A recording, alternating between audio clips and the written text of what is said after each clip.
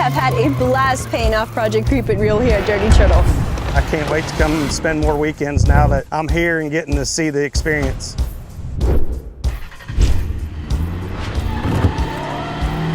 A van of that size, of that magnitude, I've never done anything like that before. The power, the torque, that van did phenomenally. Where's your pocket protector? Oh, no. No, really, where is it? I have no idea. All right, we have to shut down the chute because we gotta find it.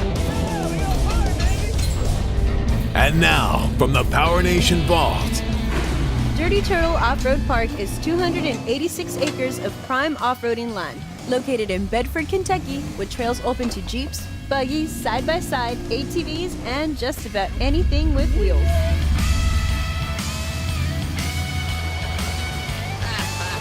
And trails out here can range from simple to moderate to some where a spotter can come in pretty handy. It can be difficult to see all of the obstacles directly in front of your rig, so having an extra set of eyes on the ground not only helps place your tires in the right line, it also protects the Jeep in tight spaces. Creep It Real rides on Synergy's Stage 4 long arm kit, giving us 5 inches of lift and enough articulation to shove our tire into our GoPro.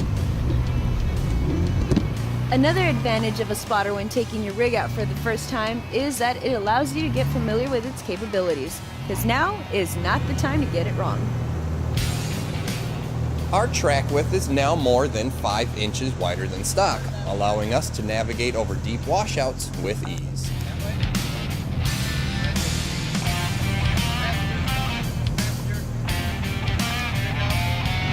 Coming up right behind Randall's JL, riding on 1 tons, is this gnarly orange-clad Team Aries. With Jeff and Eric easily keeping up in their 2013 supercharged Rubicon, it's outfitted with unique all-aluminum bumpers, flares, and side steps.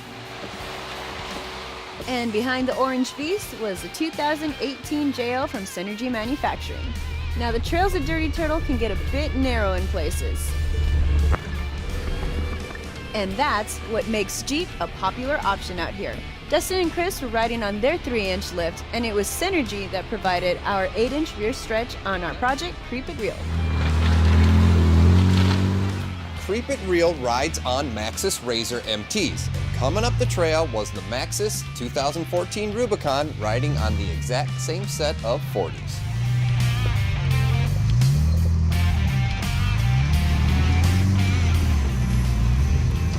With their heavy sidewall, these tires work great on the narrow trails. Now, our International Scout is way too big for some of these trails, but as a support vehicle, it's working out pretty good so far.